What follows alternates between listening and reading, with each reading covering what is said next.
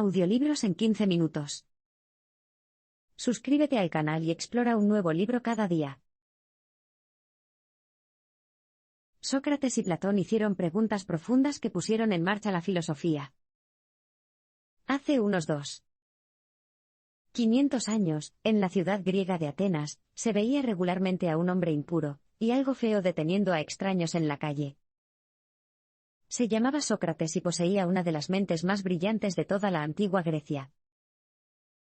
Ahora bien, Sócrates no pedía dinero a la gente, estaba interrogando a los atenienses sobre la moralidad y la naturaleza de la verdad. Y a menudo encontraba que sus respuestas eran unidimensionales y estaban llenas de suposiciones. Desafortunadamente, Sócrates nunca escribió sus ideas, aunque uno de sus alumnos, Platón, sí lo hizo. La mayoría de los diálogos socráticos, por ejemplo, fueron escritos de hecho por Platón. Pero Platón era más que un simple transmisor del pensamiento de su maestro. También fue un filósofo formidable por derecho propio. El mensaje clave aquí es: Sócrates y Platón hicieron preguntas profundas que pusieron en marcha la filosofía. Platón es quizás el más famoso por la alegoría de la cueva. En esta parábola, las personas que no han estudiado el pensamiento filosófico son comparadas con los cautivos retenidos en una cueva. De cara a la pared de la cueva, confunden las sombras que ven con las de la vida real. El filósofo, en cambio, es diferente. Puede escapar de la cueva y observar el mundo tal como es en realidad. Esta parábola se relaciona con la teoría de las formas de Platón. Según esta teoría, cada objeto físico tiene una forma subyacente e ideal. Sin embargo, los objetos físicos en sí mismos son meras aproximaciones de esta forma, al igual que las sombras en la pared de una cueva son aproximaciones de los objetos que las proyectan. La mayoría de las personas se distraen con las cosas físicas que encuentran en el mundo, del mismo modo que los cautivos se distraen con las sombras. Pero para percibir realmente la realidad, para salir realmente de la cueva, debemos usar el pensamiento en lugar de confiar únicamente en nuestros sentidos. Por ejemplo, conocemos las características de lo que constituye una mesa, una superficie plana, una o más patas, pero no siempre podemos captar la verdadera forma de una mesa, esa cualidad abstracta de mesa que trasciende el mundo físico. Del mismo modo, podríamos describir las acciones como buenas, pero rara vez tenemos una idea clara de lo que es el ideal abstracto, o la forma, de la bondad. La capacidad de pensar en términos de formas, propuso Platón, era una habilidad exclusiva de los filósofos. Incluso recomendó que los filósofos dirigieran la sociedad debido a su sabiduría única. Sin embargo, algunos atenienses no estaban de acuerdo. Pensaban que los filósofos estaban alterando las tradiciones de la ciudad, alentando a los jóvenes a desobedecer a la autoridad y a descuidar a los dioses. De hecho, muchos atenienses hicieron estas mismas acusaciones contra el mentor de Platón, Sócrates. Al final, Sócrates fue declarado culpable de corromper a los jóvenes. Como castigo, fue condenado a beber un veneno letal. Pero su espíritu inquisitivo ha inspirado a los filósofos desde entonces. La filosofía de Aristóteles traza un camino hacia el florecimiento humano. Algunos estudiantes pasan toda su vida siguiendo los pasos de sus maestros. Investigan, fortalecen y desarrollan las líneas de pensamiento establecidas por sus mentores. Otros adoptan un enfoque diferente. Se lanzan por su cuenta, descubren nuevos caminos intelectuales y desafían muchas de las convicciones de sus maestros. Eso es exactamente lo que hizo Aristóteles. Fue uno de los alumnos de Platón, pero su filosofía abrió nuevos caminos en algunos aspectos muy importantes. De hecho, sus obras filosóficas llegaron a ser tan apreciadas que los pensadores aceptaron sus argumentos al pie de la letra durante siglos. La autoridad asociada a su nombre bastó para que no siguieran investigando. Entonces, ¿qué hizo que su pensamiento fuera tan distintivo? El mensaje clave aquí es: la filosofía de Aristóteles traza un camino hacia el florecimiento humano. Mientras que Platón pensaba que el mundo visible era una imitación inferior de las formas ideales, Aristóteles prestó gran atención a las minucias de la vida cotidiana. Gran parte de su trabajo es lo que ahora consideramos científico, y busca explicar fenómenos zoológicos y astronómicos complejos. Una cuestión en la que se detuvo Aristóteles fue la cuestión de cómo debemos vivir. Fue una pregunta que Sócrates y Platón trataron de responder, pero Aristóteles formuló su propia solución: debemos buscar la felicidad. Ahora bien, por felicidad Aristóteles no quiso decir placer momentáneo. Usó una palabra específica, eudaimonia, que sugiere algo más parecido a los términos modernos florecimiento o éxito. Así como las plantas prosperan en las condiciones adecuadas, también lo hacen los humanos. Y al igual que ocurre con las plantas, los eventos que escapan a nuestro control pueden afectar nuestro florecimiento. Pero, ¿cómo podemos buscar la eudaimonía? Bueno, según Aristóteles, los seres humanos tienen una función que los diferencia de todas las demás criaturas. Esa función es la razón. Al ejercitar nuestra capacidad de razonar, pensó Aristóteles, podríamos lograr una vida plena y exitosa. Pero Aristóteles no se detuvo ahí. Hizo hincapié en que el aumento de la eudaimonía requería un tipo específico de carácter, que se distinguiera por hábitos virtuosos. En su filosofía, todas las virtudes consisten en un camino intermedio entre dos extremos opuestos. Tomemos la virtud del coraje, por ejemplo. Tener muy poco valor es ser cobarde, tener demasiado es ser imprudente. A medio camino entre estos dos extremos se encuentra la verdadera virtud que necesitamos practicar. Epicuro recomendaba la valentía ante la muerte y una vida de placeres sencillos. A la mayoría de la gente no le gusta pensar en la muerte. La idea de que algún día moriremos, y que nuestro tiempo en la tierra llegará a su fin es una perspectiva desalentadora para la mayoría de nosotros. Pero no para Epicuro, otro filósofo que vivió en la antigua Atenas. Según él, tener miedo a la muerte simplemente no tenía sentido. ¿Por qué? En resumen, porque los humanos nunca experimentan realmente la muerte. Morimos, por supuesto, pero no estamos aquí para experimentar la muerte después de eso, así que no puede molestarnos. ¿Por qué debemos temer algo que no podemos sentir o de lo que ni siquiera somos conscientes? Para aclarar este punto, Epicuro compara la muerte con el tiempo anterior a nuestro nacimiento. ¿Fue ese período aterrador y triste? Por supuesto que no. Simplemente no éramos conscientes de nada, lo cual, según Epicuro, es exactamente lo que se siente al morir. El mensaje clave aquí es: Epicuro recomendaba la valentía ante la muerte y una vida de placeres simples. El placer estaba en el centro de la vida de Epicuro. Lo que nos impulsa, pensó, es la búsqueda del placer y la evitación del dolor. Para Epicuro, la mejor vida contiene la mayor cantidad de placer y la menor cantidad de dolor. Pero eso no lo llevó a recomendar una vida de libertinaje y hedonismo. Recomendó lo contrario. Epicuro pensaba que deberíamos tratar de contener nuestros deseos y ambiciones.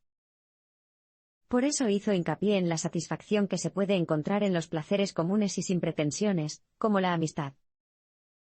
Este tipo de felicidad es fácil de lograr, y no depende de la riqueza y la buena suerte. Está disponible para todos. Desafortunadamente, las enseñanzas de Epicuro se hicieron con el tiempo una mala reputación. La gente olvidó su énfasis en los placeres simples y saludables. Más bien, pensaron que él les había recomendado una vida de búsqueda de placer barata y superficial. Eso es lo que la palabra epicúreo sugiere a la mayoría de la gente hoy en día. Incluso durante su vida, la gente distorsionó las enseñanzas de Epicuro. Corrían rumores de que su comunidad filosófica en Atenas era un hervidero de inmoralidad e indulgencia sexual. Pero estas acusaciones interpretaron mal su filosofía. Lo que Epicuro recomendaba era una vida sencilla, ética y plena, disfrutada sin miedo a la muerte. Y ese sigue siendo un mensaje convincente. Rousseau buscó restaurar a los humanos a un estado de felicidad natural. Jean-Jacques Rousseau, un pensador suizo del siglo XVIII, ha inspirado a los revolucionarios durante siglos. Quizás su frase más famosa sea: el hombre nace libre, pero en todas partes está encadenado.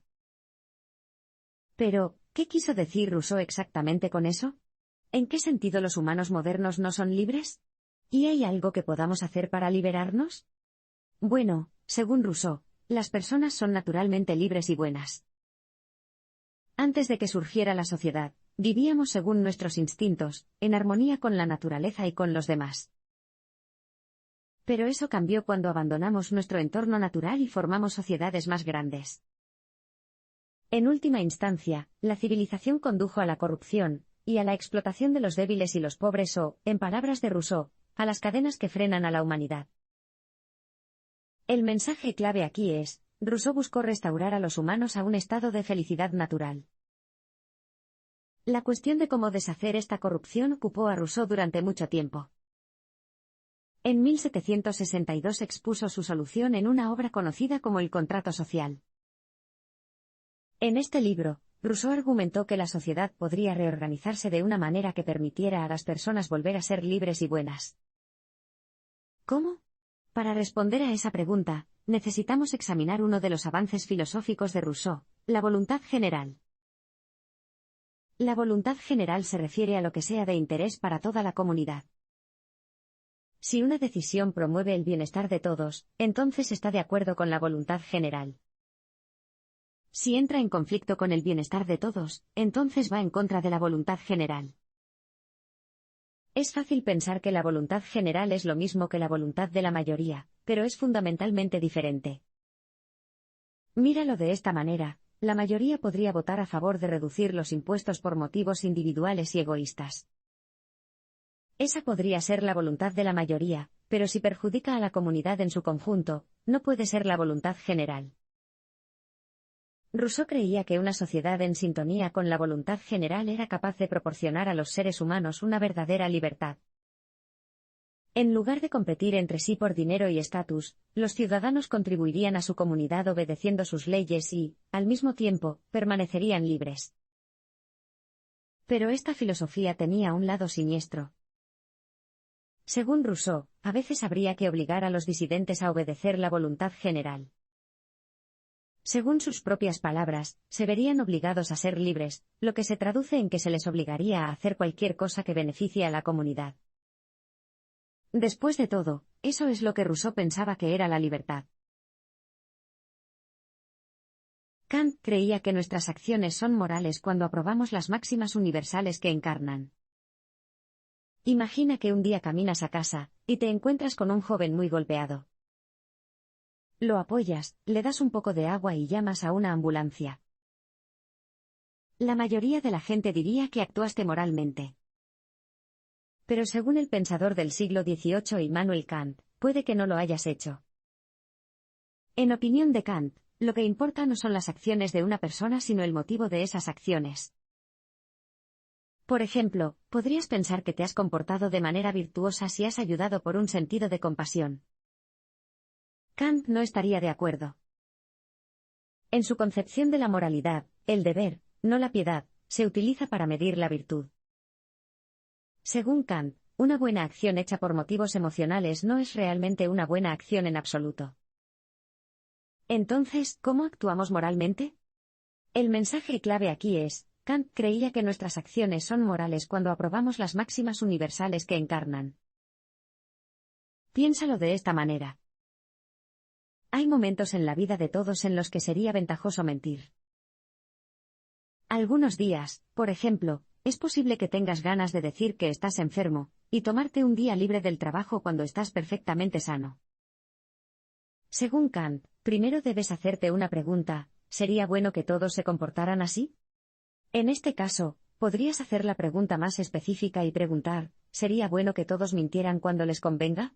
Si la respuesta es no, entonces Kant dijo que usted mismo debería evitar ese comportamiento. En otras palabras, Kant creía que deberíamos prestar atención a los principios o máximas que motivan nuestras acciones. Entonces, si evitas mentir, entonces vives según la máxima de que la gente nunca debe mentir. Kant argumentó que uno es moral cuando vive según las máximas por las que cree que todos los demás deberían vivir. Si te gustaría que el mundo entero emulara tu comportamiento, entonces tu comportamiento es verdaderamente moral. Es por eso que ayudar a un extraño herido no es necesariamente moral, desde el punto de vista de Kant. Si rescatas a un hombre golpeado porque sientes lástima por él, no actúas por sentido del deber. Pero si lo ayudas porque crees que todos debemos ayudar a los necesitados, entonces estás cumpliendo con tu deber de vivir de acuerdo con las máximas morales. Nietzsche demostró que el ateísmo socava algunas de nuestras suposiciones morales más preciadas. La vida de Friedrich Nietzsche, un filósofo alemán del siglo XIX, no es una lectura alegre. Nietzsche, un joven tremendamente dotado, tuvo que jubilarse poco después de ser nombrado profesor a los 24 años debido a problemas de salud. Tras dejar su trabajo en la universidad, Nietzsche pasó años viajando por Europa, escribiendo libros que casi nadie leía en ese momento.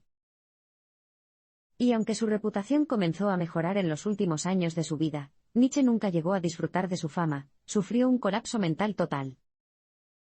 Su familia terminó cuidándolo en casa durante la última década de su vida. Desde todos los puntos de vista, se trataba de circunstancias desfavorables. Pero los escritos de Nietzsche son algunas de las obras más poderosas y moralmente desafiantes de toda la filosofía moderna. El mensaje clave aquí es: Nietzsche demostró que el ateísmo socava algunas de nuestras suposiciones morales más preciadas. Nietzsche creía que sus contemporáneos no habían comprendido el verdadero desafío moral provocado por el crecimiento del ateísmo. Sintió que la mayoría de los ateos mantenían los valores cristianos mientras afirmaban no creer en un Dios cristiano. Con el cristianismo en declive, Nietzsche argumentó que ahora podíamos evaluar su moralidad objetivamente, libres de las cadenas de la religión. Sorprendentemente, insistió en que la bondad, la tolerancia y la compasión son valores cristianos que no podrían justificarse en ausencia de la fe cristiana. Pero no se detuvo ahí. Nietzsche también afirmó que los valores cristianos, como la compasión y el cuidado por los débiles, tenían raíces sorprendentemente deshonrosas. En sociedades como la antigua Grecia, la belleza, la fuerza y el coraje eran las características más valoradas. Pero los impotentes estaban resentidos por estas nobles virtudes, por lo que crearon las suyas propias por envidia. De hecho, sugirió que fueron los miembros más oprimidos de las sociedades antiguas, las personas esclavizadas, quienes establecieron esta visión envidiosa. Por eso se refirió a ella como moralidad esclava. El cristianismo, con su generosidad y cuidado por los débiles, fue un excelente ejemplo de revuelta contra las virtudes inequitativas del mundo antiguo. A finales del siglo XIX en Europa, el cristianismo estaba decayendo y Nietzsche planteó un temible desafío a sus contemporáneos: si ya no crees en la religión cristiana, también debes descartar los valores que se derivan de ella. La moralidad de los esclavos encarnada por el cristianismo había llegado a su fin, argumentó Nietzsche, lo que vendría después era una incógnita. Wittgenstein buscó disolver las preguntas filosóficas, no responderlas.